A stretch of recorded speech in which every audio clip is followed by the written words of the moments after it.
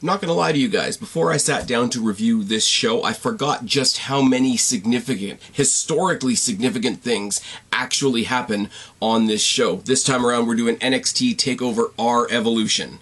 Let's talk about it.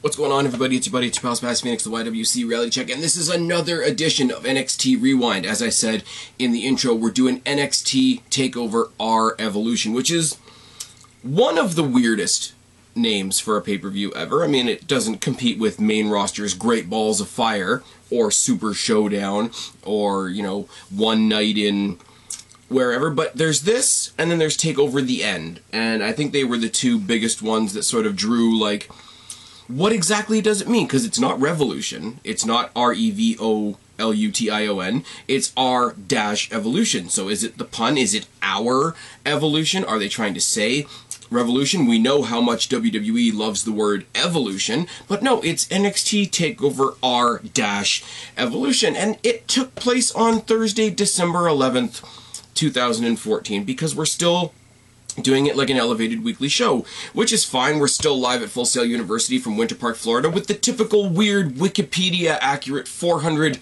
plus in attendance. On commentary, we've got Rich Brennan, who I forgot about, who looks legitimately like somebody shrunk Michael Cole, Alex Riley, who legitimately I forgot had ever done commentary, and Corey Graves, because this was the night that Corey Graves came out on the pre-show talking to, I believe, Renee Young, getting an interview with Renee Young on the pre-show, announcing that due to several concussion issues, he would be hanging up the boots, he would be retiring super early for a guy of his age. Not too long ago, he had been tag team champions with current NXT champion Adrian Neville. So it was a shock to a lot of people. Some people knew, some people didn't. I didn't on the night, I can remember that. But in the same moment, they did like the dark side, light side thing. He's retiring, but also he's becoming a commentator. So this was not Kevin Owens, I'm getting ahead of myself. This was Corey Graves' first night as a commentator, as I say, along with Alex Riley and Rich Brennan, mini Michael Cole. It was a risk on their part to make the announcement at the beginning of the night, to sort of set maybe a somber tone for the show, but they did it quickly, and they did it with the back foot of, hey, I'm going to be a new commentator. People already knew who this guy was as a character. I liked him as a character. As a character, I wish he could have gone on and done many, many more cool things. But we got that out of the way. Renee Young handled the interview well, as I recall. I didn't watch the pre-show. I'm not going to lie. I'm doing that part from memory. But always got a little bit of love in my heart for hometown girl Renee Young, who's now Renee Paquette, who's now making baby Moxleys, which is fine. Good for them. Go check out the Oral Sessions podcast. It's really good. For the record, I'm reviewing this on May 8th. I don't know when it's going to go out. It's we're probably going to be over COVID by the time this goes out. Look at me. I've still got my COVID hair. It's fine. The opening package is sort of a mismatch of a couple of things. It's basically a bunch of the NXT roster talking about how tonight's going to be their night and how we're going to take over, because in the initial days, they really did push the takeover. Why is my phone beeping? Why is that a thing? I'm going to fix that, actually. Hold on one second. There we go. This is good. This is a good live show, is it not?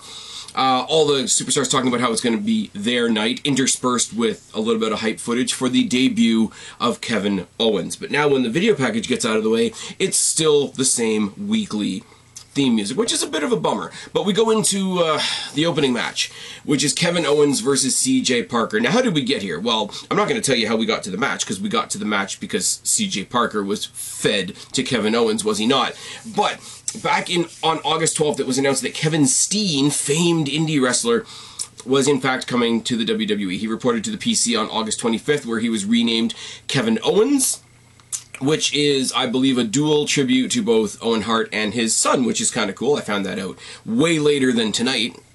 There was lots of his promotion, lots of his video packaging was based on his 14-year grind on the indie scene. Talks about how lots of his friends came to WWE before him, building up this sort of pissed off persona that he's been overlooked for so long. You know, spent 14 years on the indies while everybody else was getting picked up by the big boys. Yes, even if you don't like them, WWE are still the big boys. It's fine. This is where he started his gimmick as like the family man. I'm going to fight. I'm going to go in there and I'm going to smash people pretty much because it's the way I can feed my family. And I will fight anyone. And then he's making his debut here tonight. Now, against CJ Parker, there's a couple things. And CJ Parker's becoming the punchline of NXT Rewind, is he not? He's out there as the more and more and more obnoxious like protester persona, and he comes out with a placard that says "My fight matters." And in current climate, that made me laugh a whole lot. And if you think that makes me a shitty person, you need to look at yourself. Oh yes, let's talk about the fact that before this match even started, before Kevin Owens was to the ring, the Owens chants were crazy. I love this. I loved this in the early days of NXT because there were people that I heard of that people were excited to come to NXT or WWE, people that my friends who followed the indies were really, really excited about. Talk about guys like Kenta, talk about guys like Virgil Devitt, talk about guys like, I'm gonna sneeze, talk about guys like Kevin Steen, etc. And I got to see them on the night. This was fresh. This is, you know, people that I trust are really, really excited about this guy. And as soon as I seen this guy come out onto the rampway for the first time, I'm like, this guy looks like he's going to kill somebody. This guy, I thought at the time anyways, because the other big sort of brawler type guy that they were trying to push at the time was Bull Dempsey, who we're going to talk about later. This guy was Bull Dempsey with a personality.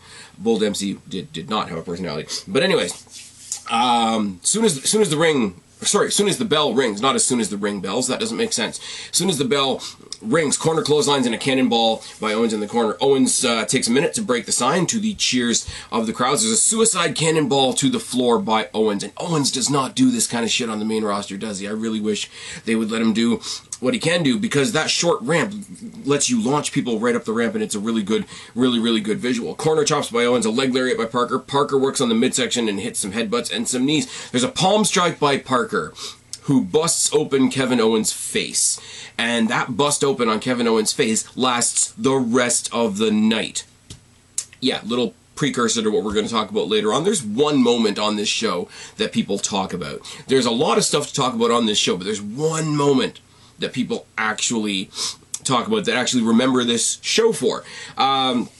But a palm strike by Parker, which doesn't look like much when you first see it on screen, and that sounds really, really ignorant coming from me, who's just a fan who doesn't know what it takes to be in the ring. But it looks like a passing move. It looks like a transitional. Okay, I'm gonna do this. I'm gonna smack you in the face, and that's gonna distract you, and I'm gonna hit like a 360 Hurricane Rana powerbomb through the apron or something like that. But it's just a simple palm strike, busts him open, just makes him look more pissed. He's got the old bull cliche where, you know, he sees his own blood, he sees the red, and it gets him going. Lariat by Owens and a pump handle Uranagi before he hits him with the pop-up powerbomb for the win. Owens, in his debut, gets the win over CJ Parker, resident jobber, at 3 minutes and 14 seconds. Now, this brings up a cool, interesting point, because the other thing, I listened to people pump him up before he made his debut, and it was all fine and wonderful, and oh, this guy's gonna come in, he's gonna kick some ass, it's gonna be great. Very, very similar to how I felt when I heard Samoa Joe was coming way later on. We'll talk about it when we get there. But the big outrage after the fact was everybody was pissed off that WWE wasn't gonna let him use the package pile driver. Now, I've seen footage of him doing the package pile driver. It's very cool. Don't get me wrong. We see Penta doing it in AEW now, but AEW doesn't mind killing their superstars.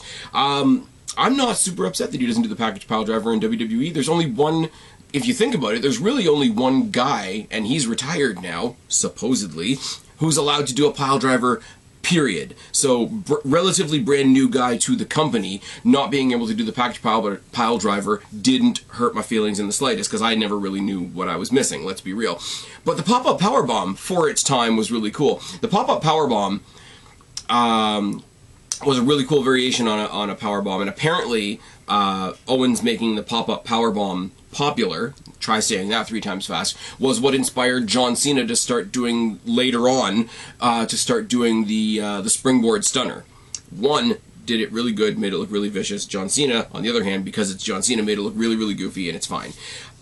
We see a quick cut to the back where Neville's being interviewed by, I think, Jim Ross. He talks about the career stipulation that Sami Zayn added, and because Sami Zayn put his career on the line in the main event for one last shot at Adrian Neville and his championship. Now they show video packages later on where it's basically Adrian Neville's kind of being nice to him but kind of condescending to him at the same time, where it's like, I'm not going to accept that stipulation because I'm not going to be responsible for your retirement. It was very much the Shawn Michaels, Ric Flair, Old Yeller promo, but done with young indie appropriate verbiage, and it works because you got Adrian Neville, who's confident in his own abilities, but he doesn't want to cost somebody their career. You got Sami Zayn, who's confident in his abilities and thinks that by him saying that, he assumes he's going to win. So you can see the conflict on both sides. It's really good. It's really subtle. They don't beat you over the head with it, which is really, really nice. You know what else is really, really nice? When we could talk glowingly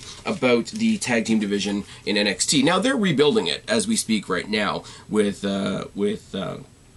who have they got there right now? They got Legado, they got MSK, they got the Grizzled Young Veterans, they got Lorcan and Birch, they got Breezango, they got Thatcher and Ciampa, which is weird and whatever. But this is coming off the heels of the Ascension and the Wyatt family, and now we're in the early stage days of the Lucha Dragons, and this is the first time we're going to talk about the Vaudevillains.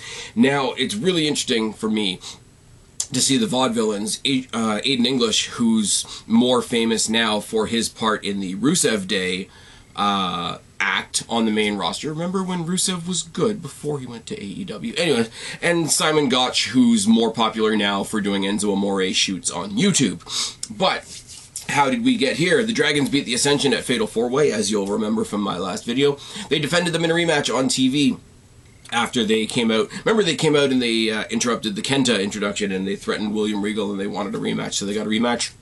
They defended successfully against the Ascension. Ascension can fuck off. We're going to talk about them later. Vaudevillains debuted with their whole black and white shtick gimmick, which I always loved. And they did these mini films sort of mocking the masked men that thought they were heroes, mocked them as fake heroes. They weren't manly, they weren't macho and all that sort of thing. So very, very quickly a challenge was accepted for Takeover Our Evolution. And the match itself, I'm not going to lie, I'm not going to stray into hyperbole here, because the match itself is not the best thing you're ever going to see. But it is a great showcase of NXT, at the time anyway, who could do this melding of styles. You got the Lucha style, obviously, with the Lucha Dragons. You've got this very simplistic, sort of strongman, old school style with the Vaudevillains, which would set the table later on for acts like the American Alpha and Revival and such. I'm not even going to make fun of Revival. They just did a really cool thing in a cage on AEW not too long ago, except they're not called the Revival anymore. Please don't yell at me in the comment section. So it was a diversity thing. It was a diversity of styles. It was, let's see how these can go together. I don't think it was the most exciting thing in the world, but we are going to talk about. Sin Cara and Simon Gotch start the match as a springboard headbutt by Sin Cara, headlock head scissor combination by Sin Cara, and a double team by the Dragons. Drop kick. There's a lot of double teaming by the baby faces in this match, which I know that leads partly to the Lucha styling and the double team style of their maneuvers, but it is really interesting to watch the psychology where a lot of the double teaming is being done by the baby faces. Pull out of the ring by English. English stomps on the midsection. There's a double right hands by the Vaudevillains. Double slaps by the Vaudevillains. Vaudevillains, not Vaudevillains. I remember reviewing NXT when these guys were on and calling them the Vaudevillains back then, so some things don't change. Mudhole by English. Chops on a back suplex. Knee strike by English. And modified mounted headlock by English. Hot tag to Kalisto, who hits crossbodies, drop kicks, and corkscrew sentons for everybody. Handstand and a kick by Kalisto, splash by Sin Cara, Dragons toss English and Gotch, Dragons toss English on Gotch on the outside. Tandem suicide dives by the Dragons and a Salida del Sol by Kalisto get the win for the Lucha Dragons, who hang on to their NXT Tag Team Championships at 6 minutes 40 seconds. As I say, it's nothing offensive. It's nothing bad. You're not wasting your time. You're not wasting your 6 minutes if you watch this match. Just don't expect the world. I think that's pretty fair. I think it's this is mid-card titles being wrestled at a mid-card title level, and that's not meant to offend anybody. When you get up into like DIY versus American Alpha, when you get into some of the other high-level Revival versus American Alpha versus DIY, and then you throw guys like the Undisputed Era in the mix. Those are sort of main event tag team title feuds. This is very acceptable for mid-card titles that are right now being treated as mid-card titles, if that makes any sense at all. I hope it does. Take a breather on that. We'll be back to talk about Baron Corbin. That's right, I didn't stutter. We're talking about Baron Corbin. Because here's the thing. We all know what we think about Baron Corbin these days, and I'm with you. He's very much the douche canoe of the main roster, and he plays that role really well, but he's going to be stuck there forever. They were at least trying at this point to get Baron Corbin over as a badass. I forget how much I missed his old entrance. I forget how much I missed his old music. He was over. People were cheering him. He was that guy, and I hate to keep using Ryback as the example, but that guy wasn't really a good guy or a bad guy. He was just a guy that you knew was going to show up and fuck shit up. To the point, and again, this is going to happen a lot, I had totally forgotten this little thing that they were doing right. He was winning matches in record time. So as soon as people got in the ring, as soon as the bell rang, the crowd started counting. Like, he was winning matches in 20 seconds, in 30 seconds, because he's got a move like the End of Days, which looks legit. It looks like it would ring your bell, and it looks like it could beat you in 3 seconds if he really wanted to. There's nothing to talk about in the match. The match is Baron Corbin versus Ty Dillinger. Gee, I wonder what he's up to these days. There's nothing to say. Corbin wins in 41 seconds with the End of Days. And it's great because this guy, and we say it a lot.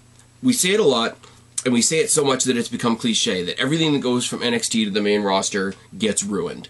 We say that. We say it all the time. We sort of know it in our hearts. We know what we mean when we say it. But if you go back and you look at how they were presenting Baron Corbin, look at Baron Corbin now on the main roster. Baron Corbin was over in NXT. It was really good. The crowd counted along with him for the whole 41 seconds. I think there was like a lariat and some other kind of move, and then the End of Days, and that was it.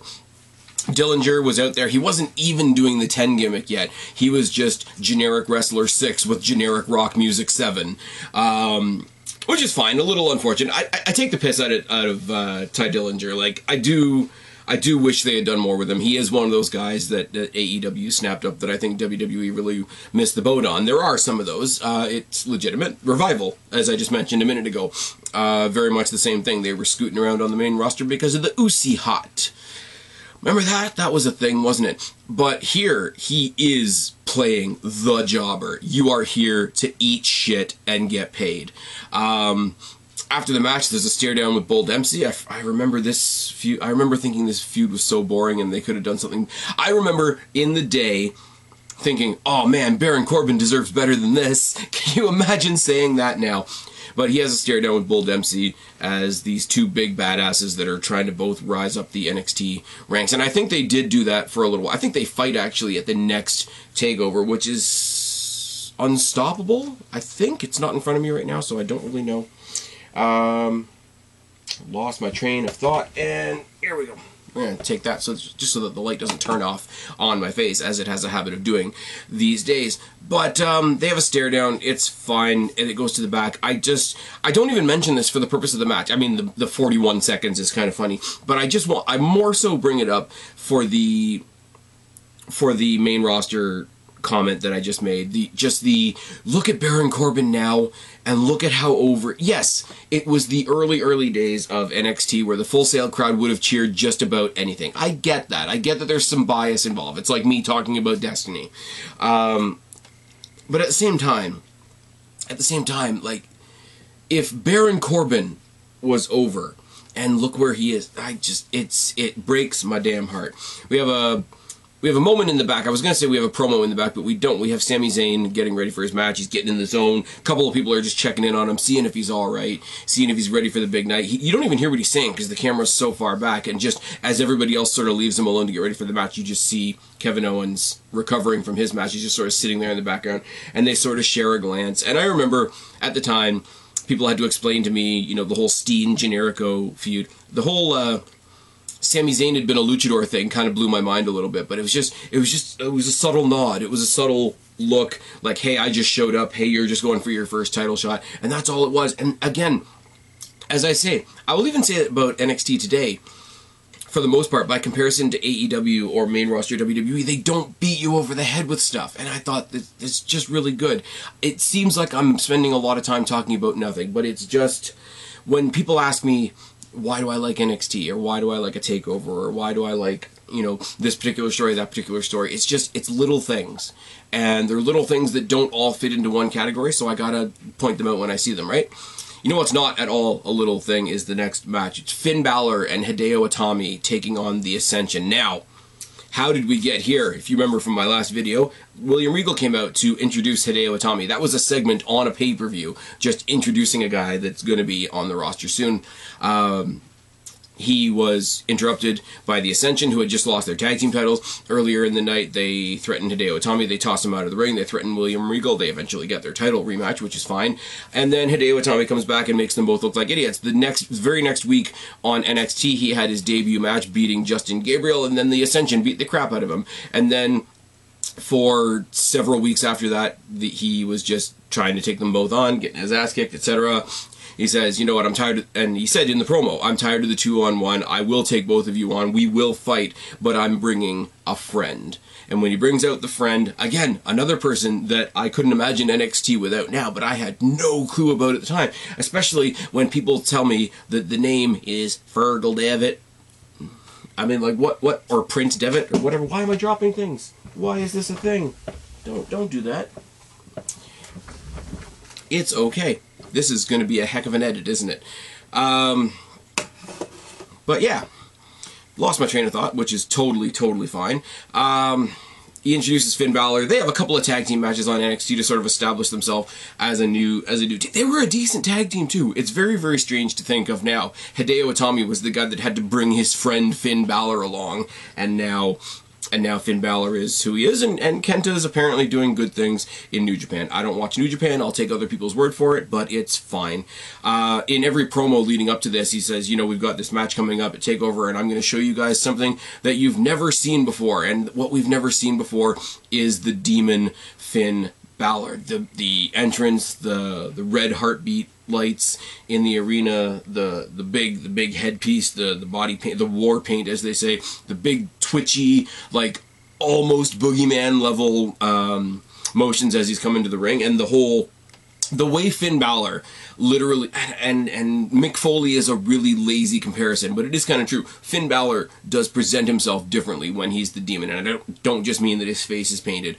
He moves different. His facial expressions are different. His move set has a different intensity. Like, he is a different person, as much as it's only a metaphorical thing. But anyways, the Ascension, who up until this point had been badasses that had only ever lost to the Lucha Dragons, do a really good job of selling not fear, but sort of a what the fuck did we get ourselves into type of look on their face. Which is great, especially if you consider the size of Connor. Connor could squish the other three guys in the ring, but it's fine.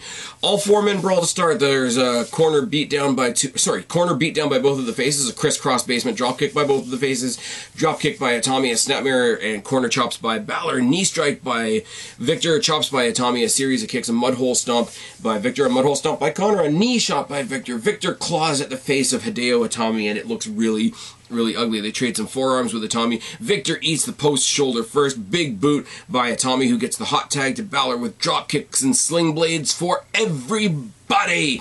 Balor hits an enziguri. He knocks Victor from the top turnbuckle to the floor. Suicide senton by Balor. 1916 Pele double coup de grace by Balor and Itami get the win for the babyfaces at 11 minutes and 38 seconds. I, again, forgot two things towards the end of this match, because at one point Hideo Itami went to go for the fireman's carry, because it was a cool thing at this point in time, because this is where people were bringing up that Kenta had actually created the GTS that was made more famous by CM Punk. So there was a lot, and I forget where he actually pulls it out, so you'll have to forgive me on that. But I know for a good period of time there was this whole thing where he was teasing the GTS, or whatever it's called in Japan. I don't know. I'm a little ignorant on that. So I forgot that he was the guy that brought the GTS to NXT, but also I forgot that when they were a tag team, they did the tag team coup de grace, which was a great, like, just a picturesque way to end the match. Fantastic, superstar-making performance by Finn Balor. Not that Hideo Itami didn't hold up his end of the bargain. And as I say, Connor and Victor don't look bad for this loss, because here's two individuals that NXT clearly sees as stars, and these are guys that are great, but just lost the tag team titles. So, relatively new star and actually debuting version of a star, you're going to get the win. This was fantastic, and like I say, again, it's the crowd reaction. It's that infectious, incredibly biased, Full Sail NXT crowd of the early days, and you can't help but get drawn into it. It's really, really good. It's so good that I even got into the next match, which we're going to talk about in a second, but here's something that'll break your reality a little bit. We got Renee Young in the back interviewing Roman Reigns. Roman Reigns is already far gone onto the main roster, but she's interviewing him, why are you here tonight? Well, I'm here to see the great main event. So he's glad-handing with NXT because this was the version of Roman Reigns that nobody liked, and, it makes him look good to come down and say good things about NXT. But also, he was obviously voted Superstar of the Year because it's Roman Reigns, and he says he wants to be the first, the first veteran of NXT to pick up the WWE Championship, which is nice.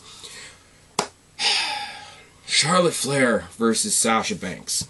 And you knew when I started doing a NXT retro review show, eventually I was going to have to talk about Sasha Banks. I don't know what happened in this. I don't remember all the stories leading up into this. I've got a little bit to talk about here in a second. But I will say earlier on in the night, she had Becky Lynch running around like a little puppy, helping her fix her hair and helping her make sure her jacket's straight. And look at the star that Becky Lynch became, and look at the other ways that Sasha Banks got to where she is now. But how did we get here? The BFFs, which were Charlotte and Summer Rae and Sasha Banks, they helped Charlotte become the NXT Women's Champion by helping her in the early stages of that tournament that led to the pay-per-view last time. The BFFs lost a 6-woman tag to Bayley, Emma, and Paige. Then Charlotte and Banks went on to defeat Bayley and Becky Lynch in a straight-up tag team match, and there's a post-match assault on Banks, and Charlotte sort of left her behind to get her ass beat by the faces. I don't really understand, and I didn't go back and look, so I'm taking Wikipedia's word for it on this. She officially disbanded the group later on in the night, so it is what it is. I mean, where's Summer Rae? Why is Becky Lynch doing heel things? Why is Becky Lynch being subservient to Sasha Banks? It's not right, is it?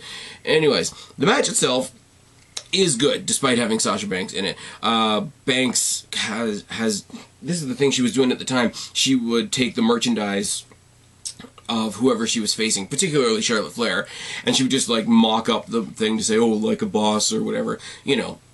Charlotte had that calligraphy shirt that she wore for a long time in NXT that was like, if you're going to do it with Flair, and she just put a patch on it. It's like, do it like a boss. Whatever. It's fine. She tosses the shirt at Charlotte and tries to immediately bail out of the ring. There's a takedown by Charlotte, who drags Sasha around the ring by her hair, which makes me laugh. Corner chops by Charlotte. Sasha bails again.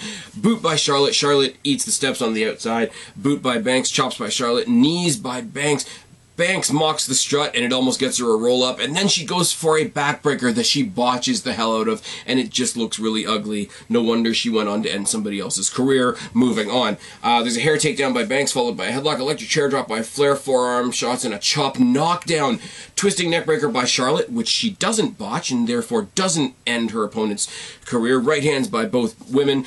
Spear by Charlotte, who then goes on to eat a turnbuckle. The Banks statement is blocked by Charlotte, which makes me smile because it makes Banks have an old school Christian style tantrum, which is awesome. Scoop suplex by Charlotte. Charlotte misses a moonsault but recovers and turns it into a running senton. No problem with that whatsoever. Second rope super facebuster by Charlotte, followed by a top rope natural selection. Keeps the title on the Queen at 12 minutes 12 seconds.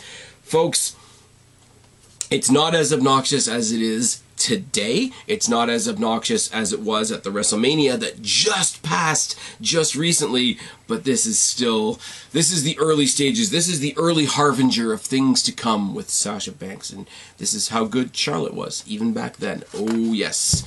Take a breather. Everybody that's triggered by everything that I just said, take a breather, because we've still got a main event to talk about. And what a main event it is. Sami Zayn, Adrian Neville, title versus career for the NXT Championship. There's not really much of a how did we get here for this, because it's really just Sami Zayn trying and failing, Sami Zayn trying and failing, wanting one more rematch, going to Neville and saying, if you respect me, if we were ever friends, let me put my career on the line and give me one more shot at that title. We get back into the conversation we talked about a second ago. Neville saying he doesn't want to be responsible for ending somebody else's career. Sami Zayn clearly taking that, not necessarily the wrong way, but not necessarily the way that Neville meant it either. It's a very neat way of watching a conversation where you can just see both sides. Like, Neville's not a super Neville's pulled some tricks here and there.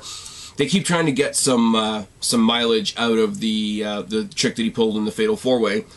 Fatal 4-Way is no DQ. There are no rights and wrongs. There's no such thing as cheating. But when he pulled the referee out near the end that got him the victory, they really try to make that the catalyst for Sami Zayn being pissed off, and it just doesn't work. Now, they have another match where he comes off the top rope for the Red Arrow and fakes an injury, and Sami Zayn falls for it and gets the win. Which leads to a whole separate dynamic of Neville's got that killer instinct. That's why he's a champion. Sami Zayn's too much of a nice guy. That's why he doesn't get the victories, and he doesn't have that edge. He doesn't have that main event thing. He's not going to succeed if he keeps being a nice guy.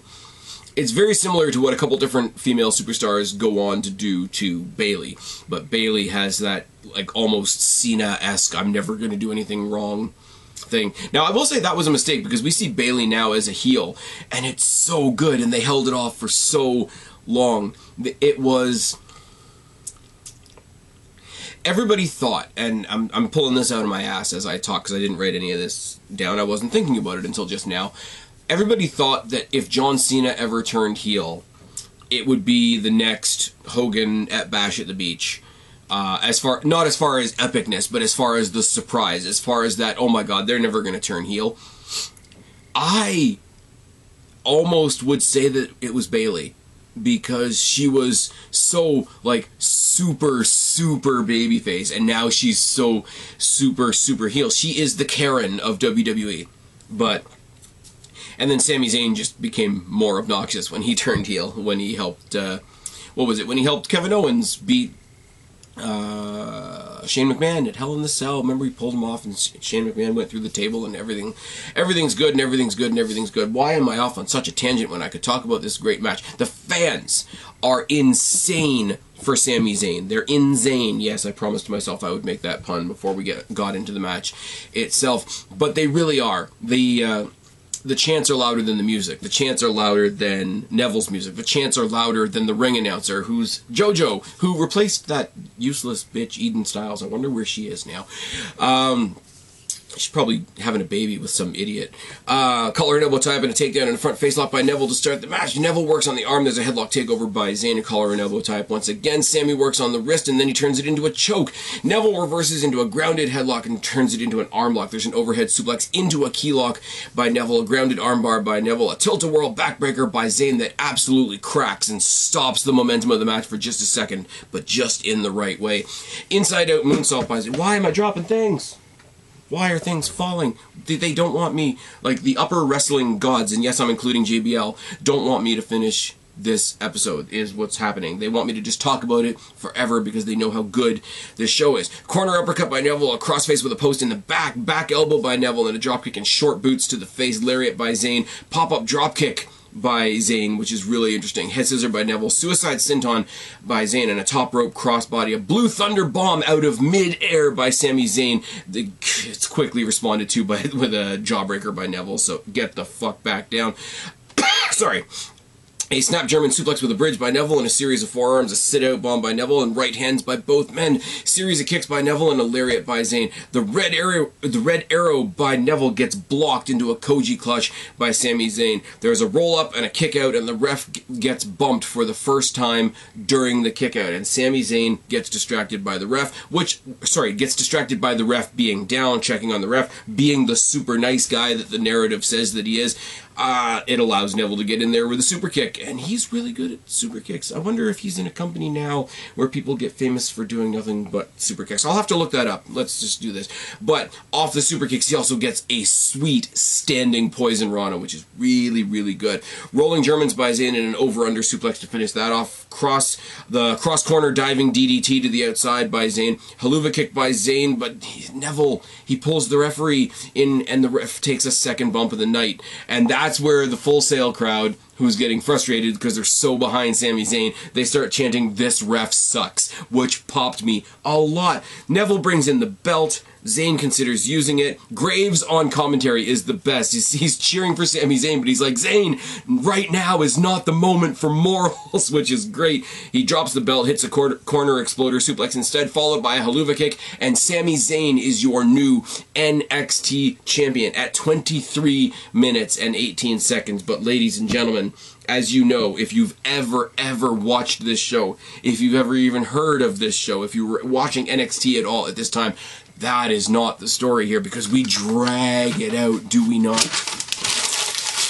There's a lot, and I mean a lot of replays as the ring fills with people. It's one of those, hey, this guy's so good that the whole roster is out to celebrate with him, which is fine, because Sami Zayn was at that point. He comes out, Kevin Owens is leading the charge. He comes out there with a big hug. He's still bleeding from his match at the beginning of the night, which is great. You can see where they've tried to use the invisible Band-Aid stuff. They've tried to give him a little bit of a stitch or whatever, but he's still bleeding. He doesn't care. But everybody's out there, like, you know, Enzo and Cass and the guys that would become the Revival. I don't even think they're the Revival yet, because what's his name? Scott Dawson has a different beard going on, and he's dressed differently, whatever. You look across this crowd, and I love doing this in a crowd shot, because as I've said before, and as I've said to our good friend Super Sexy Jake DeMarco, watching old takeovers is really, really where are they now type of thing, because like I say, we see Neville, who just lost his NXT championship. We saw Ty Dillinger earlier in the night. And it's just interesting to see even people in the background. There's one guy in the crowd who's got his nose way up in the air, just looks like JD from New York got lost. But if you look through the crowd, you got the late great Pat Patterson, which is kind of sad to see. You've got Solomon Crowe, who would go on to be Sami Callihan and do crazy Sami Callihan things in Impact. You got Jason Jordan, who would go on to be part of the American Alpha and then be injured, and now I think has a backstage role. But it's weird when they need a crowd of people. It's always good to see. Like I said last time out with Adam Rose, and you see the Rosebuds, and you see Braun Strowman used to be a Rosebud, and I think Becky Lynch was one of them as well.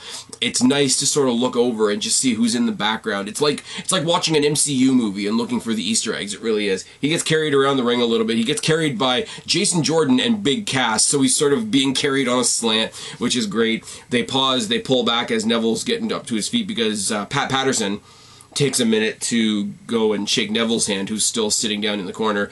Sami Zayn goes to give him the sportsman-like handshake. Neville kicks his hand away, gives him a great big hug, tells him to pick up the belt and hold it proudly and all that kind of thing. And the crowd leaves, and Sami Zayn poses some more, and he poses some more, and he's just so elated. He keeps on biting the belt. You know that thing where you get a piece of gold, and the cliche is that you bite it to make sure it's real? He does that with the belt, and he carries the belt around in his mouth, and it's all ridiculous. It's like when Seth Rollins won it, and he sort of just kept on swinging it around, and then he did a callback to that at WrestleMania when he cashed in the Money in the Bank. But he comes out of the ring, and he's sort of bringing himself down a little bit. He starts soaking in the moment. He's sitting there on the apron, and Kevin Owens comes back, and they sort of like go forehead to forehead, and they're hugging, and they're talking to each other, and they're arm in arm, and it's all brilliant. It's such a coming together, like they've known each other for so long. And Kevin Owens just started with the company, and Sami Zayn just got to the top of the company, and we're all bonding, and isn't it feel good, until he takes him and rams him into the rampway, and everybody just sort of says, what the hell, and the music stops, and then just silence in Full Sail. Silence in Full Sail should tell you something, right? When he picks up what is now a common thing, but was not a common thing at the time, and he gives him the pop-up bomb against the edge of the apron, and just leaves, and he walks by an infuriated William Regal, who goes to check on him, and William Regal sort of quietly checking on Sami Zayn is how the show goes off the air. It's such a... I don't know what the word is. It sucks the energy out of the room, because the fans are raucous and loud and celebrating and cheering and whatever, and the other wrestlers in the ring are raucous and they're loud and they're cheering and they're happy for Sami Zayn, and his music, as happy as his music is blaring over the speakers, and to go from that to silence when that powerbomb goes off, it sucks the air out of you as you're watching the show, and it's so good, and it just leaves you on the greatest high note ever. And this set the template, I will say, and I'm biased towards NXT. I do my best, especially with these retro shows, to not stray into hyperbole. But this set the template for when Tommaso Ciampa became known as the post-credit killer. When they had the big takeover and he turned on Johnny Gargano after their tag match. A moment like this sets the table for a moment like that. And realizing little nuggets like that is what makes doing this series so much fun for me. I think this is the most excited I've been about an episode of NXT Rewind since I started doing the series. As I'm recording this right now, you guys have only seen the episode for Arrival. I've got Takeover in the can and Fatal 4-Way in the can, and now this one's going in the can. So, we're still doing a little bit of a time travel thing. As I say, by the time you watch this, COVID might be over. By the time you watch this, I might have gotten a haircut. Look at this. This is unacceptable. But it's a lot of fun. I'm having a lot of fun doing it, especially with this show, as you can probably tell. I really hope you guys are enjoying it too. Please, I know I say this for all my videos, but please, if you guys are enjoying this video, please throw it down in the comment section below, or if you're watching the live stream of this whenever I put it out, please put it down in the comment, or in the chat over there. I'll be there. I'll be talking to you. I'll be reading it. If you're watching this on the live stream, it probably means there's a takeover happening tonight, so enjoy whatever takeover is happening tonight. I'm losing my voice, as you can probably tell, so I'm going to cut it off right there and then. I've been Spaz, your YWC Reality Check. Subscribe up there, talk down there, start a conversation. Keep all these conversations going. Don't be a stranger. I will talk to each and every last one of you later, but for right now, I'm tagging out. Bye, guys.